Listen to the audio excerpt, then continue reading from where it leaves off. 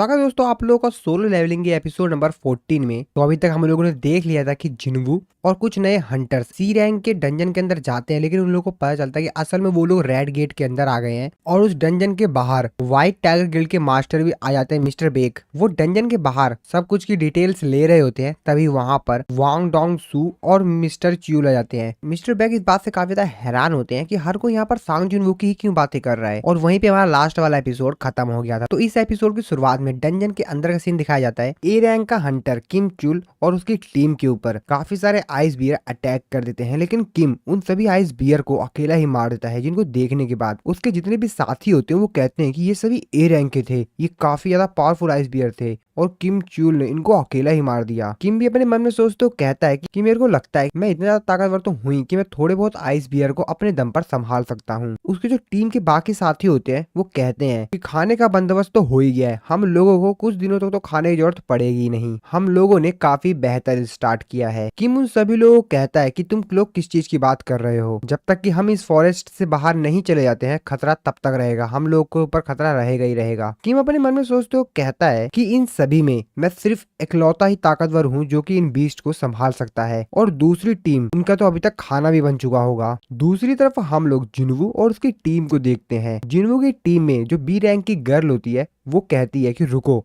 हम लोग को इसके आगे नहीं जाना चाहिए। जिस पे जिन्वू उससे पूछता है कि क्यों, आखिरकार हम लोग को आगे क्यों नहीं जाना चाहिए। वो गर्ल उसको बताती है तुमको वहां पर दिखाई नहीं दे रहा है, वहां पर देखो एक टेरेक्टिल मार्किंग है, इसका मतलब ये है कि इसके आगे आइस बियर का पूरा एंटायर जो फॉरेस्ट है वो पूरा आइस बियर का है। तो हम लोग को यहाँ से जल्द वापस चले जाना चाहिए। अगर हम थोड़ी देर और भी यहाँ रुकते हैं तो यहाँ पर काफी सारे मैजिक बीस्ट आना स्टार्ट हो जाएंगे। जिसपे जिन्वू उससे कहता है कि अच्छा, तो ये जो एरिया है वो पूरा आइस बियर का है, तो तुम यही कहना चाहती हो। जिसपे वो लड़की अपने मन में सोचते हो कहती है क्या मैंने कुछ गलत कहा क्या। जिसके बाद वो लड़की जिन्वू से कहती है कि हाँ, इसीलिए हम लोग को यहाँ से वापस चले जाना चाहिए। फिर जिन्वू उससे कहता है तो मैं भी तो यही कहना चाहता हूँ, हम लोग को फॉरेस्ट के और भी अंदर जाना चाहिए। जिसपे वो लड़की ऊपर गुस्सा करते हो कहती क्या तुम समझने में क्या कहना चाहती हूँ, तुम सुन भी रहे हो ना कि मैं कहना क्या चाहती हूँ, मैंने क्या बोला। अगर हम लोग और भी आगे गए तो हम लोग मारे जाएंगे, तुम क्या मरना चाहते हो। जिसपे जिन्वू उससे कहता है कि जैसा कि जो पूरी टेरिटरी है ये बियर टेरिटरी है, इसका मतलब ये है कि हम जितना भी अंदर इस फॉरेस्ट के अंदर जाते जाएंगे हम लोगों को आइस बियर के अलावा किसी और से डरने की जरूरत नहीं है। और इन आइस बियर को हम लोग काफी अच्छे हैंडल कर सकते हैं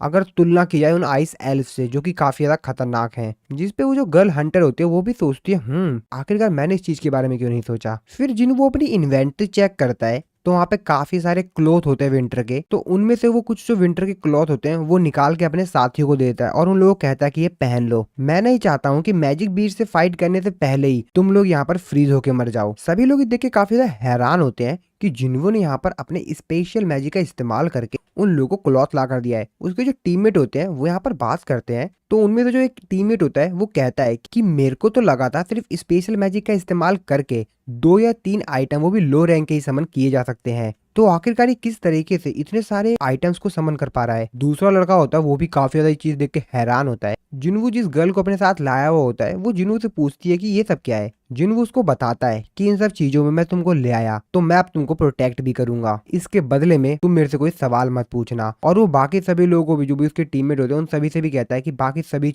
लोगों के लिए भी यही सेम चीज अप्लाई होती है और मेरे से किसी चीज की उम्मीद भी मत रखना। और उन लोगों को चुप रहने का इशारा करता है क्योंकि जिन्वू को यहाँ पर किसी चीज के आने का एहसास हो रहा होता है। तभी यहाँ पर जिन्वू देखता है कि उसके सामने बहुत बड़ा आइस बियर आ गया होता है, जिसको देखने के बाद जिन्वू की जो टीममेट्स होते हैं बाकी सभी वो काफी ज्यादा डर जाते हैं। वो कहते हैं कि तुमने कहा था कि हमको आइस बियर से ज्यादा डरने की जरूरत नहीं है, लेकिन ये तो हाई रैंक का बीस्ट है। उनकी टीम में जो बी रैंक की हंटर गर्ल होती है जो कि असल में मेज होती है वो कहती है कि तुम सभी को डरने की जरूरत नहीं है, मैं इसको डिस्ट्रैक्ट करती हूँ, तुम सभी लोग यहाँ से भागने का रास्ता ढूंढो। अभी जिन्वू आगे आता है और उसको पीछे करते हुए कहता है कि इसको मैं संभाल लूंगा। जिस पर लड़की कहती है क्या तुम क्या कर रहे हो। जिन्वू से कहता है कि ये सब कुछ मेरे को करने दो, मैं जितने भी यहाँ पर मैजिक बीस्ट आएंगे उन सभी को अपने दम पे हरा दूंगा। वो लड़की उससे कहती है कि इससे कोई भी फर्क नहीं पड़ता है कि तुम कितने ज्यादा ताकतवर हो, ये जितने भी आइस बियर हैं ये हाई रैंक के बीस्ट हैं। जिन्वू जो कि यहाँ पर मन बना चुका होता है आइस बियर से लड़ने का, वो अपने मन में सोचते हुए कहता है कि मैं इस बेहतरीन अपॉर्चुनिटी को यहाँ से नहीं जाने दे सकता हूँ। इन सभी को मारने के बाद में वो काफी ज्यादा एक्सपीरियंस पॉइंट मिलेंगे और मैं उनको खो नहीं सकता हूँ, जिसकी मदद से मैं स्वैप टाइटल को भी ले सकता हूँ। जिसके बाद जिन्वू एक बहुत बेहतरीन जंप मारता है और उड़ते हुए जाता है और अपने हाथ से उस बीस्ट के ऊपर अटैक करता है। जिन्वू अपने मन में सोचते हुए कहता है कि मेरा जो करंट लेवल है, अगर मैं इसमें टाइटल इफेक्ट को जोड़ दूं तो इसका मतलब ये है कि मैं इसको अपने हाथों से ही हरा सकता हूं। और उस बीस्ट के ऊपर ये बहुत तेजी से पंच हिट करता है, जिसकी वजह से वो मैजिकल बीस्ट आइस बियर मारा जाता है। जिसको देखकर जिन्वू के जितने भी टीममेट्स होते हैं उनकी तो हालत ही खराब होती है। वो तो विश्वास ही नहीं कर पा रहे होते अपनी आंखों के ऊपर। उन लोगों की तो बस बोलती बंद हो गई होती है, बस वो सब देख रहे होते हैं आंख फाड़ फाड़ के, पर वो कुछ बोल नहीं पा रहे होते हैं। वो सभी के सभी अपने दिमाग में सिर्फ एक ही चीज सोच रहे होते हैं कि इस बंदे ने सिर्फ एक ही हिट में आइस बियर को खत्म कर दिया। जिन्वू, जो कि आइस बियर को मारने के बाद साइड में बैठा हुआ होता है, वो कहता है कि मेरे को काफी सारे यहाँ पर एक्सपीरियंस पॉइंट मिले क्योंकि ये एक हाई रैंक का बीस्ट था।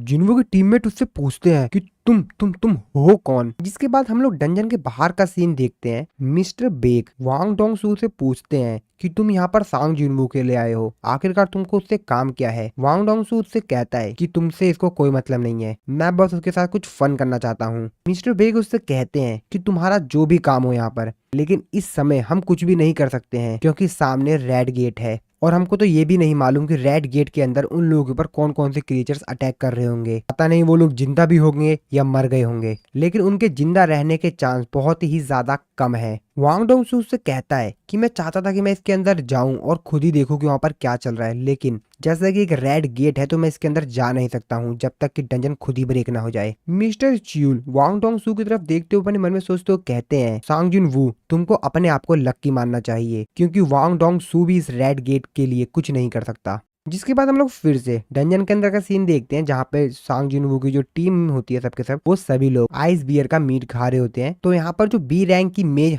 हंटर होती है उसका नाम पार्क हेजिन होता है। जिनवू और उसकी सिस्टर की जो फ्रेंड होती है, ये दोनों आपस में बात कर रहे होते हैं। तो उसकी सिस्टर की फ्रेंड जिनवू से पूछती है कि क्या जिन्हा घर पे हर समय पढ़ती ही रहती है। मेरे को उसने कहा था दीवार के ऊपर डिक्शनरी में से काफी सारे पेजेस चिपका रखे हैं और वो उन वर्ड्स को याद करती है, वो काफी ज्यादा मेहनत करती है।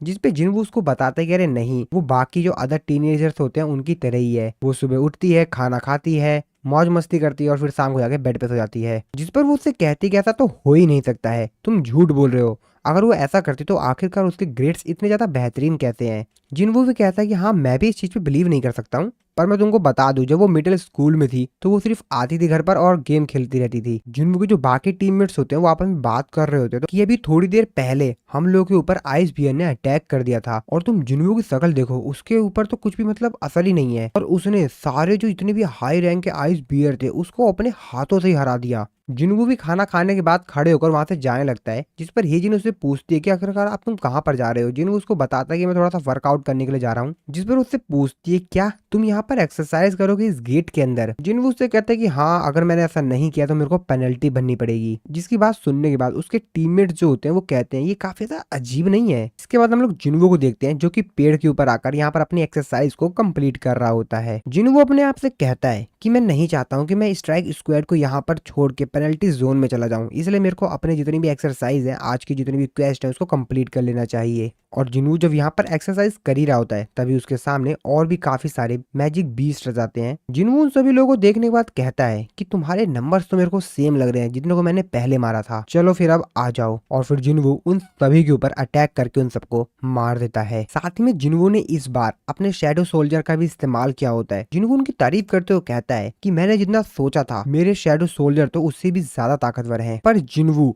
जब इनका इस्तेमाल करता है तो उसकी माना भी यहाँ पर कम होती है। और तभी यहाँ पर जिनवू देखता है कि उनके पीछे से एक और बहुत बड़ा आइस बियर आ जाता है, जिसको देखने के बाद जिनवू कहता है अच्छा, तो तुम कहीं इनके बॉस तो नहीं हो। और वो आइस बियर जिनवू के जितने भी यहाँ पर शैडो सोल्जर्स होते हैं उनके ऊपर अटैक करता है और उन सभी को खत्म करता है। जिसके बाद जिनवू यहाँ पर थोड़े से और शैडो सोल्जर बनाने की कोशिश करता है, लेकिन बन ही नहीं पा रहा होता है। जिनवू को उसका सिस्टम नोटिफिकेशन देके बताता है कि तुम्हारी जो माना है वो खत्म हो चुकी है और इस वजह से शैडो सोल्जर्स को रीजनरेट नहीं किया जा सकता है। जिसके बाद जिनवू यहाँ पर अपने शैडो सोल्जर सबसे ज्यादा ताकतवर इग्रीस को बुलाता है और इग्रीस जो होता है उस बियर को पूरी तरीके से खत्म कर देता है। साथ ही में उसके आसपास जितने और भी बियर होते हैं उन सभी को भी मार देता है। जिन्हों उसकी तरफ देखते हुए कहता है कि असल में ये मेरे से भी ज्यादा ताकतवर है, बहुत बेहतरीन काम। जिसके बाद जिन्वू वहां पर जो आइस बियर्स होते हैं उनके पास जाता है और उनको भी यहाँ पर अपने शैडो सोल्जर आर्मी में ऐड कर लेता है। जिन्वू यहाँ पर काफी सारे आइस बियर को शैडो बीस्ट बना लेता है। इसके बाद फिर से हम लोग डंजन के बाहर का सीन देखते हैं, जहाँ पर मिस्टर बेग जो होते हैं वो पूछते हैं कि आखिर कितना ज्यादा समय बीत गया। उनको बताया जाता है कि लगभग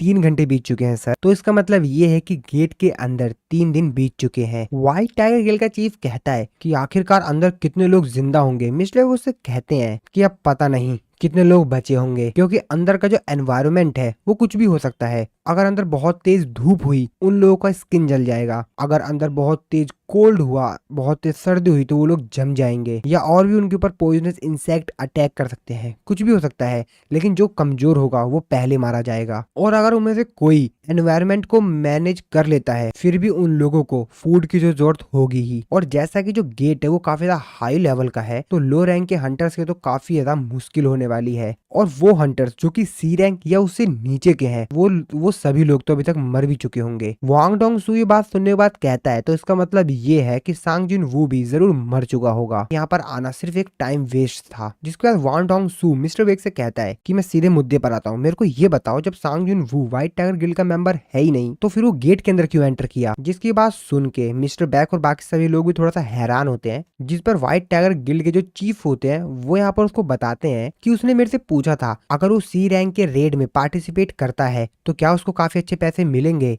और इसी वजह से वो वहां पर चला गया। लेकिन वांग डोंग सू का कुछ अलग ही मूड था। वो व्हाइट टाइगर गिल्ड के चीफ के ऊपर शक कर लेता है, उसके पास काफी तेजी से जाता है, उसकी गर्दन पकड़ते हुए कहता है बताओ तुम मेरे से क्या छुपा रहे हो, तुम मेरे से जरूर कुछ ना कुछ तो छुपा रहे हो, बताओ फटाफट तुम क्या छुपा रहे हो। मिस्टर बेग भी ये सब कुछ देख के काफी ज्यादा गुस्से में आते हैं। वो वांग डोंग सू का हाथ पकड़ते हुए कहते हैं कि मेरे एम्प्लॉय को छोड़ो। वांग डोंग सू उससे कहता है कि क्या तुमने मेरे को अभी ऑर्डर दिया। चीफ भी अपने मन में सोचते हुए कहते हैं कि अगर हम लोग केयरफुल नहीं रहे तो 2 एस रैंक के हंटर्स ही आपस में भिड़ जाएंगे। फिर से हम लोग डंजन के अंदर किम चुल और उसकी टीम को देखते हैं, जिनके ऊपर एक दूसरा अलग बीस्ट अटैक कर देता है। किम के सामने ही उसके जितने भी फ्रेंड्स होते हैं वो सभी मर रहे होते हैं। किम अपने मन में सोचते हुए कहता है कि मेरे को टॉप क्लास की ट्रेनिंग दी गई थी ताकि मैं अपने गिल्ड में एक टॉप हंटर बन सकूं, तो आखिरकार मैं इन लोगों से कैसे हार सकता हूँ। नहीं नहीं, मेरे को ये सब कुछ करना ही होगा। उसके जितने भी टीममेट्स होते हैं वो सिर्फ चिल्ला रहे होते हैं कि स्क्वाड के लीडर हमको बचाओ, लीडर हमको बचाओ, लेकिन वो यहाँ पर कुछ नहीं कर पाता है क्योंकि यहाँ पर आइस स्लेयर्स आगे होते हैं और वो यहाँ पर जितने भी उसकी टीममेट्स होते हैं उन सभी को मार देते हैं। वो भी इन लोगों को यहाँ पर देखकर काफी ज्यादा हैरान होता है कि अभी तो हमारे ऊपर आइस बियर अटैक्स कर रहे थे और उसके बाद आइस स्लेयर, जिनको देखने के बाद किम काफी ज्यादा डर जाता है वो और वहां से भाग जाता है। थोड़ी दूर आने के बाद किम अपने सामने देखता है, वो देख के काफी ज्यादा हैरान हो जाता है क्योंकि सामने काफी सारे बियर्स मरे पड़े हैं। वो अपने मन में सोचते हुए कहता है कि अच्छा तो इसीलिए जब से हम फॉरेस्ट के अंदर एंटर हुए हैं तब से हम लोगों को ज्यादा बियर्स नहीं मिले। लेकिन आखिरकार इन लोगों को मारा किसने है? क्या दूसरी टीम्स ने इन लोगों को मारा है? नहीं, ऐसा तो हो ही नहीं सकता है। वो उन लोगों के बस की बात तो नहीं है, ये जरूर आइस स्लेयर्स ने किया होगा। इसका मतलब आसपास आइस स्लेयर्स हैं। फिर से वहां से आगे भाग जाता है। डंजन के बाहर मिस्टर बेग और वांग डोंग सू ये दोनों तो फाइट के मूड में होते हैं। मिस्टर बेग कहते हैं कि लगता है कि तुम फाइट करना चाहते हो। वांग डोंग सू भी कहता है कि अच्छा तो तुम क्या मेरे को हरा दोगे, और फिर इन दोनों के बीच में फाइट हो जाती है। बाकी सभी लोग होते हैं यहाँ पर, वो देखकर काफी ज्यादा हैरान होते हैं। लेकिन तभी इन लोगों की फाइट के बीच में मिस्टर चियो ले जाते हैं। वो उन दोनों को रोक देते हैं और उन दोनों से कहते हैं अगर तुम दोनों लास्ट मोमेंट पे मेरे रोकते ही नहीं रुके होते तो मेरे दोनों आर्म्स ही टूट जाते। जिसके बाद मिस्टर चियो उन लोगों को बताते हैं कि मैं ही वो पहला इंसान था जिसने सांग जिन वू के ऊपर शक किया था कि उसका रीअवेकिंग हुआ है। ये सब कुछ 2 महीने पहले के आसपास हुआ था और इसी वजह से मैंने मार्टना मीटर का इस्तेमाल करके उसकी रैंक को मेजर किया था, लेकिन रिजल्ट सेम ही आया, वो एक ई रैंक का था। जिसकी बात सुन के व्हाइट टाइगर चीफ अपने मन में सोचते हुए कहता है कि ये तो नामुमकिन है। मिस्टर चिल अपनी बात फिर से कंटिन्यू करते हुए कहते हैं कि काफी ज्यादा शर्म की बात है कि हंटर वांग डोंग सुक मारे गए, लेकिन सांग जिन वू इतना ज्यादा स्ट्रॉन्ग भी नहीं है कि वो पूरे स्ट्राइक स्क्वाड को ही खत्म कर सके। वांग डोंग सू से कहता है कि हाँ मैं जानता हूँ, अगर उन लोगों ने ट्रैप भी यहाँ पर बिछाया होता तो जहां तक मेरे को लगता है जिसने कि उन सबको मारा होगा वो जरूर योन जिन कंस्ट्रक्शन का बेटा होगा। तो वो यहाँ पर यूजिन की बात कर रहा होता है। फिर चियोल उससे कहता है कि सर अगर आपको पहले से ही पता था और आपको उसके ऊपर शक था तो आखिरकार आप ये सब कुछ सांग जिनवू के ऊपर ही क्यों कर रहे थे। वांग डोंग सू उससे कहता है क्योंकि उसने किसी को मारने की कोशिश की। फिर वो वहाँ से जाने लगता है और कहता है यहाँ पर जो भी हुआ अभी उसको भूल जाओ, तुमने मेरे जोश को खत्म कर दिया, अब मैं जा रहा हूँ सोने के लिए। वांग डोंग सू वहाँ से जाते जाते बाकी जो 3 लोग वहाँ पर होते हैं उन लोगों पर गुस्सा करते हुए कहता है कि क्या क्या देख रहे हो तुम लोग, क्या तुमने इससे पहले 2 ऐसे रैंक्स को एक साथ नहीं देखा है क्या। लेकिन व्हाइट टाइगर गिल्ड का चीफ जो होता है वो तो अपने मन में सोचते हुए कहता है कि मैं ही हूँ, वो मैं ही हूँ सिर्फ जो कि सांग जिनवू की कैपेबिलिटीज को जानता है और वही है जो कि वहां से सबको जिंदा लाएगा। और इस तरफ डंजन के अंदर जिनवू की टीम एंजॉय कर रही होती है। दूर खड़ा ए रैंक का हंटर किम उन लोगों को देख के काफी ज्यादा हैरान होता है। वो अपने मन में सोचते हुए कहता है कि आखिरकार यहाँ पे चल क्या रहा है, ये सभी के सभी तो लो रैंक के हंटर्स है ना, ये लोग अभी तक जिंदा कैसे हैं। इन लोगों के पास सभी प्रकार के इक्विपमेंट्स हैं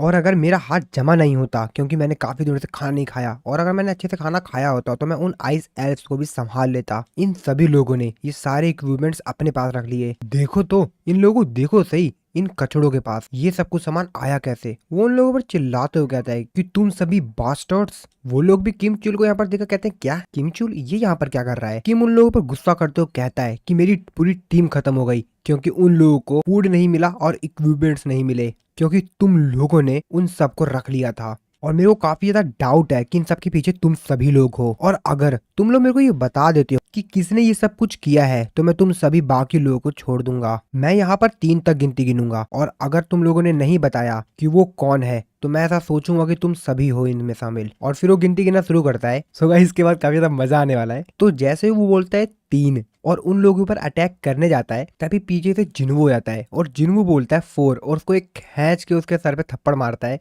जिसकी वजह से वो बेचारा काफी ज्यादा दूर जाके गिरता है। भाई काफी ज्यादा मस्त था ये वाला सीन। जिनवू उससे कहता है कि असल में तुम थे जिन्होंने हम सबको यहाँ पर मरने के लिए छोड़ दिया था, तो ये बेवकूफ भरी बातें करना बंद करो। तुम अकेले नहीं आए हो, तुम अपने साथ क्यों किसी दूसरे को लेकर आए हो। जिस पर वो सभी लोग के जो टीममेट्स होते हैं काफी ज्यादा हैरान होते हैं, कहते हैं क्या ये किसी को साथ में लेकर आया है पर हमको तो कोई दिखाई नहीं दे रहा है। जिसके बाद जिनवू यहाँ पर जो उसके साथ बंदा आया होता है उसको कहता है कि बाहर आ जाओ, अपने आप को छुपाओ मत, मेरे को पता है तुम्हारे जो प्रेजेंस है वो काफी ज्यादा स्ट्रांग है तो तुम छुपा नहीं सकते हो अपने आप को, मेरे को पता है कि तुम यहीं आसपास हो, अब फटाफट बाहर आ जाओ। तभी हम लोग देखते हैं कि यहाँ पर आइस स्लेयर आ जाता है जिसने कि यहाँ पर हाइड होने वाली स्किल का इस्तेमाल करके अपने आप को छुपा रखा था। आइस स्लेयर वहां पर अपीयर हो जाता है। वो उन सभी से कहता है हाँ ये बात तो सही है, तुम मेरे सभी के सभी तो ट्रैश नहीं हो, तुम सभी कबाड़ा नहीं हो, तुम मेरे कुछ लोग हैं जिनके पास काफी बेहतरीन स्किल है। जिन्हों कहता है कि आखिरकार तुम कहना क्या चाहते हो, हम लोग कबाड़ा हैं। आइस स्लेयर जिन्वू की ये बात सुनकर काफी ज्यादा हैरान होता है। वो जिन्वू से कहता है क्या क्या क्या तुम हमारी लैंग्वेज को समझ सकते हो। ये बात सुनने के बाद बेचारा जिन्वू भी कंफ्यूज होता है। वो अपने मन में सोचते कहता है कैसे कैसे आखिरकार मैं इन लोगों से कम्युनिकेट कैसे कर सकता हूँ। ही जिन भी देखकर काफी ज्यादा हैरान होते हो, कहते जिन्वू तुम तो मैजिक बीस्ट की लैंग्वेज बोल रहे हो। जिन्वू अपने मन में सोचते कहता है ऐसा सिस्टम की वजह से हुआ होगा। जिसके बाद आइस स्लेयर जो होता है वो जिन्वू से कहता है कि ऐसा लगता है कि हम लोग अच्छी तरीके से कम्युनिकेट कर पा रहे हैं, तो मैं कुछ तुमको दिखाना चाहूंगा, तुमको कुछ इंट्रोड्यूस करवाना चाहूंगा। और तभी उसके पास एक आइस स्लेयर को लाते हुए कहता है तुम दोनों इससे पहले भी मिल चुके हो और यही था जिसने हमको ये इन्फॉर्म किया कि यहाँ पर कोई एक ऐसा इंसान है जो बाकी सभी इंसानों में सबसे ज्यादा पावरफुल है और ये तुमसे एक ड्यूल करना चाहता है, लड़ाई करना चाहता है तुमसे। और वो यहाँ पर इसके आगे कुछ बोल पाता जिन वो काफी तेजी से जाता है और वो जो आइस स्लेयर होता है जो कि उससे फाइट करने की कहता उसकी गर्दन ही उड़ा देता है और कहता है कि कुछ और भी कहना है क्या। जो यहाँ पर बॉस आइस स्लेयर होता है वो तो भाई कुछ बोल ही नहीं पा रहा होता है। वो ये देखकर तो मतलब हालत खराब हो गई होती है। वो बेचारा हैरान होता है और फिर यहाँ पर एक स्माइल देते हुए कहता है बहुत बेहतरीन। आइस स्लेयर अपने मन में सोचते हुए कहता है कि ऐसा लगता है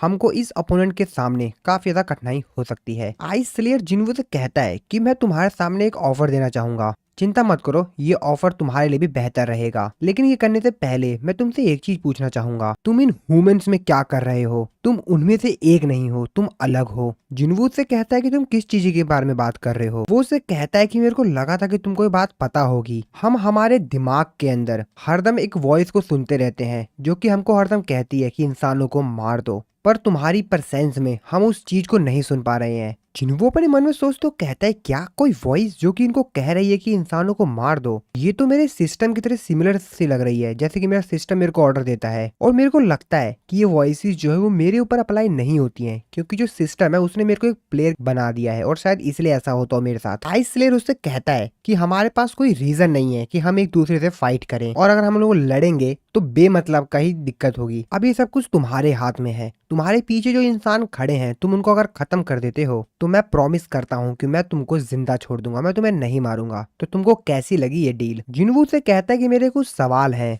तुम लोग हो कौन? तुम लोग कहाँ से आए हो? आखिरकार तुम इंसानों को मारना क्यों चाहते हो? वो कुछ बोल पाता उससे पहले यहाँ पर एक ग्लिच होता है और उसने जो चीज यहाँ पर पहले बोली थी वो दोबारा से सेम चीज रिपीट करता है और कहता है कि हम लोगों के पास कोई रीजन नहीं है कि हम एक दूसरे से फाइट करें, हम लोगों को बेमतलब का ये लॉस होगा, और तुम्हारे पीछे जो इंसान खड़े हैं तुम उनको खत्म कर दो तो मैं प्रॉमिस करता हूँ तुम्हारी जिंदगी छोड़ दूंगा। यही सेम चीज दोबारा दोहराता है, जिसको सुनने के बाद जिन्होंने कहता है क्या आखिरकार यहाँ पर चल क्या रहा है, क्या ये मेरे क्वेश्चन का जवाब देना ही नहीं चाहता है या फिर कुछ और। जिसके बाद हम लोग देखते हैं यहाँ पे काफी सारे आइस स्लेयर्स आ जाते हैं। वो कहता है कि क्या तुम हमारे ऑफर को एक्सेप्ट करना चाहोगे? जिन्वू उनके ऑफर को डिक्लाइन कर देता है और मना करता है, कहता है ठीक है मेरे को नहीं करना तुम्हारा ऑफर ऑफ। आइस स्लेयर का जो बॉस होता है वो कहता है कि क्या तुम प्लानिंग कर रहे हो मेरे से और मेरे लोगों से लड़ने की? हम बहुत ही ज्यादा हैं, कहीं तुम ये तो नहीं सोच रहे हो कि तुम अकेले ही हम सभी को हरा दोगे? जिन्वू से कहता बहुत ज्यादा, मतलब तुम लोग बहुत ज्यादा हो? कौन, तुम या मैं? इसके बाद जिन्वू यहाँ पर अपने शैडो सोल्जर को बुलाता है, जिसको देखकर सबसे पहले तो यहाँ पर जो जिन्वू के टीममेट्स होते हैं वो काफी ज्यादा हैरान होते हैं, भाई ये कहाँ से आ रहे हैं और ये चीज है क्या? आइस स्लेयर जिन्वू से कहता है अब ये क्या नौटंकी है? जिन्वू कहता है क्या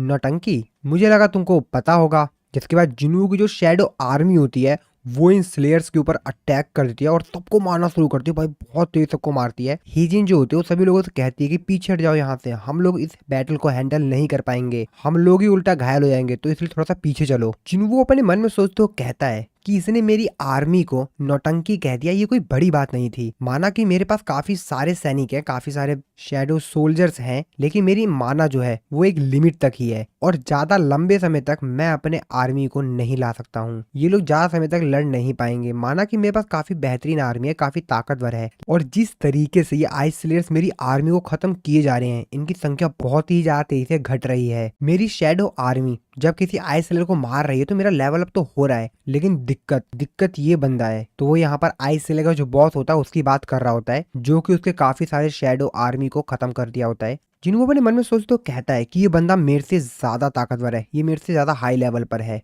और ये आसान नहीं होने वाला है कि मैं इसको हरा दूं। अगर मैं इग्रीस को भी बुलाता हूँ तो भी बहुत कम चांस है कि इसके खिलाफ वो खड़ा हो सके। जिसके बाद वो जो बॉस आइस स्लेयर होता है वो जिनको बताता है कि मेरा नाम बारूका है, तुम्हारा नाम क्या है? जिन को बताता है मेरा नाम सांग जिन वू है। और फिर इन दोनों के बीच में यहाँ पर फाइट होना स्टार्ट हो जाती है। दोनों एक दूसरे पर काफी बेहतरीन तरीके से अटैक कर रहे होते हैं और एक दूसरे से बच भी रहे होते हैं। आइस स्लेयर जिन्हों से कहता है कि मेरे को तो याद भी नहीं है कि लास्ट टाइम मैं कब फाइट के लिए इतना ज्यादा एक्साइटेड हुआ था। जिन्हों की शैडो आर्मी में जो मेज होते हैं वो थोड़ी देर के लिए उस आइस स्लेयर को जिन्हों से दूर करते हैं, लेकिन वो आइस स्लेयर फिर से यहाँ पर जिन्हों के सामने जाता है। लेकिन जिन्हों के पीछे ए रैंक का हंटर किम जो होता है वो पड़ा हुआ होता है और वो भी वहां पर जाग जाता है। वो जिन्वू को देखते हुए कहता है कि मैं तेरे को छोड़ूंगा नहीं, और जिन्वू के सामने से आइस स्लेयर अटैक करता है और जिन्वू के पीछे से ए रैंक का हंटर किम अटैक करता है। दोनों इसके ऊपर अटैक कर रहे होते हैं, दोनों के दोनों जिन्वू के ऊपर अटैक करते हैं, लेकिन यहाँ पर किम चुल उसके ऊपर अटैक कर पाता उससे पहले ही जिन्वू इग्रीस को यहाँ पर समन कर लेता है और इग्रीस के आते ही इग्रीस सबसे पहले तो यहाँ पर किम चुल को खत्म कर देता है।